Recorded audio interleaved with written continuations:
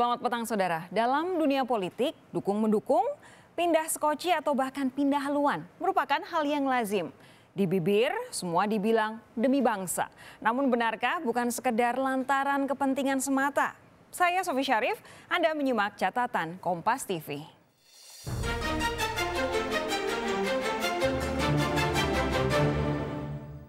Jumat lalu, Partai Hanura resmi mencalonkan kembali Presiden Joko Widodo sebagai capres pada pemilu 2019.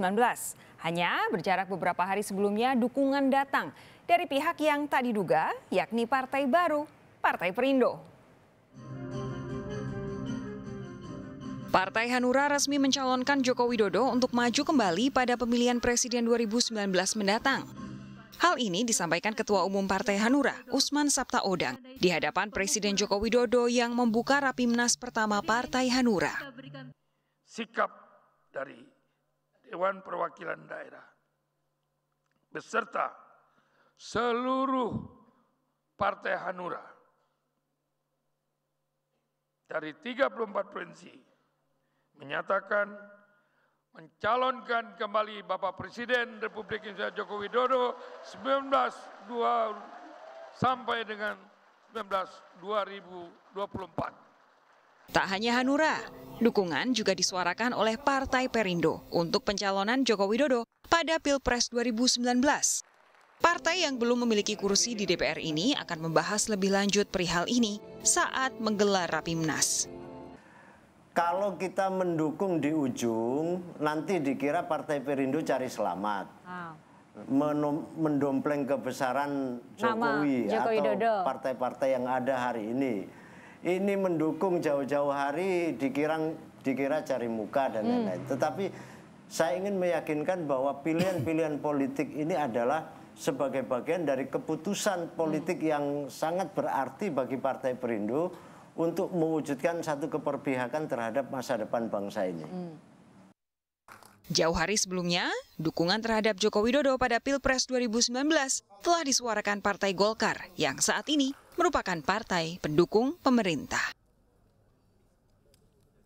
Dari 3 partai yang sudah menyuarakan dukungan untuk Presiden Joko Widodo pada pemilu 2019, yang paling mengejutkan saudara tentu saja dukungan dari Partai Perindo. Ketua Umum Perindo Haritanu Sudibyo selama ini identik dengan kelompok oposisi. Setidaknya dalam 2 kontestasi politik besar, Haritanu Sudibyo selalu berseberangan dengan kubu Presiden Joko Widodo. Dalam pemilu Presiden 2014 lalu, Hari jadi pendukung Prabowo Hatta. Pertemuan khusus bahkan digelar antara Prabowo dengan Hari pada Mei 2014 silam. Lalu pada Pilkada DKI Jakarta awal tahun ini, Hari mendukung Anies Baswedan dan Sandiaga Uno, kandidat lawan dari jagoan yang diusung partai-partai pendukung presiden. Sejumlah dukungan tak tersirat juga tampak dari sorotan atau pemberitaan sejumlah media massa milik Hari, Bos Grup MNC. Dari penjelasan yang resmi dikeluarkan Perindo, setidaknya ada 3 alasan partai baru ini pindah haluan. Salah satunya soal visi misi yang sesuai antara Perindo dengan Jokowi, yakni visi agar rakyat Indonesia sejahtera, pembangunan di daerah, dan perhatian pada dunia pendidikan. Perindo membantah dukungan muncul karena ketua umum mereka terjerat masalah hukum, yakni kasus pengancaman jaksa dan dugaan korupsi pembayaran restitusi PT Mobile Aid Telekom tahun 2007-2008. Jadi tidak ada pertukaran atau tidak ada barter kebijakan dalam soal ini. Justru ada satu kedewasaan dan ada kebesaran hati dari Pak Hari. Dalam situasi yang sulit itu, beliau justru bicara dalam konteks yang lebih besar. Nah, soal yang ini, Jaksa Agung secara lantang menjawab, apapun yang terjadi, hukum akan tetap ditegakkan. Kasus akan terus dilanjutkan. Hukum adalah hukum, politik. Kalau kita terpengaruh, nanti kalian semakin menuduh kita bahwa hukum ini alat politik. Berarti Mobile X sama kasus... Ya jalan terus dong, jalan terus. Sekretaris Kabinet Pramono Anung menanggapi santai dukungan Partai Perindo kepada Presiden Joko Widodo. Katanya wajar, parpol pindah haluan. Ya, dalam politik kita kan sangat dinamis. Dan politik kita kan bukan politik yang kemudian blockingnya itu permanen. Hal itu terbukti misalnya dalam pilkada, di setiap daerah bisa berubah-ubah dan sangat dinamis. Ini menunjukkan bahwa ada kedewasaan dalam politik kita sebenarnya.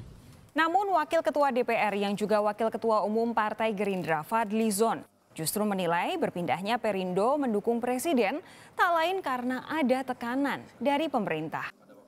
Banyak orang-orang yang berbeda atau mungkin institusi-institusi, lembaga-lembaga, bahkan partai politik yang berbeda posisi itu lebih mengalami tekanan lah. Tekanan itu macam-macam, termasuk persoalan-persoalan yang menyangkut hukum. Ya, hukum bisa dijadikan satu alat untuk menekan lawan-lawan politik dan juga sekaligus merangkulnya gitu. Dukung-mendukung kandidat di dunia politik adalah hal biasa. Tidak ada yang aneh, saudara. Namun rasanya boleh publik berharap dukungan bukan semata untuk kepentingan pribadi atau demi mendapatkan cipratan kekuasaan. Indonesia tengah dililit beragam masalah pelik. Soal penegakan hukum dan pemberantasan korupsi misalnya. Dana desa yang sedianya dirancang sebagai motor pembangunan desa, nyatanya jadi bancakan aparat setempat. Atau contoh lain, masalah yang mungkin tampak sepele, tapi ternyata rumit, seperti kelangkaan garam. Ini bukan masalah main-main, saudara, karena benar-benar berdampak pada kehidupan sehari-hari masyarakat dan kelangsungan beragam industri. Maka tak berlebihan jika kita sebagai warga negara lantas berharap para politisi dan kelompok masyarakat bisa ikut andil dalam mencari solusi masalah negara dengan cara apapun. Salah satunya bisa dengan memberi dukungan kepada presiden tanpa ada kepentingan yang berlebihan. Terdengar naif memang, tapi dukungan semacam inilah yang bisa menyatukan pikiran sehingga ada kerjasama mengatasi masalah Indonesia bersama-sama.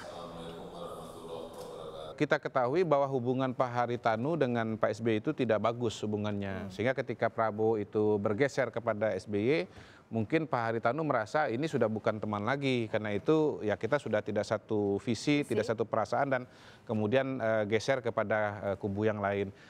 Itu satu alasannya. Kemungkinan yang kedua, ini bagian dari strategi elektoralnya dari Perindo. Bagaimana caranya supaya Perindo itu punya ruang untuk tumbuh secara lebih besar. Karena Pak Haritanu sudah masuk di Nasdem, sudah masuk ke Hanura, tahu bahwa tidak mudah untuk mendapatkan suara dan kursi. Barangkali ke depan nanti Perindo akan banyak mengkampanyekan Pak Jokowi, dibarengkan, disandingkan dengan Perindo. Dan dengan cara seperti itu, maka akan ada dampak elektoral, elektabilitas yang tumpah dari Pak Jokowi kepada Perindo. Anggaran negara untuk pemilu serentak 2019 adalah 10 triliun rupiah.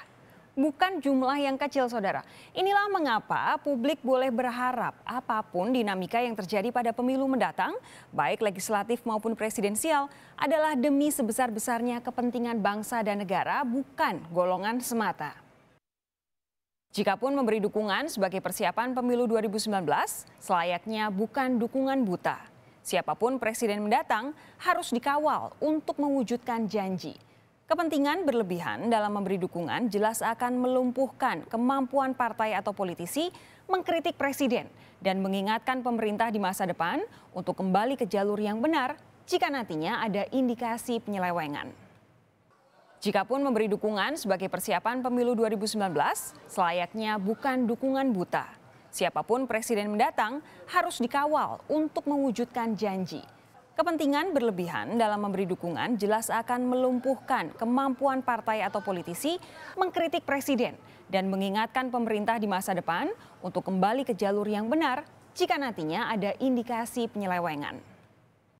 Jadi, dukungan atau kepentingan? Mau tak mau kita harus menanti agar para politisi bisa membuktikan ucapan mereka sendiri. Sampai di sini catatan Kompas TV pekan ini. Saya Sofi Syarif, terima kasih atas kebersamaan Anda. Sampai jumpa pekan depan.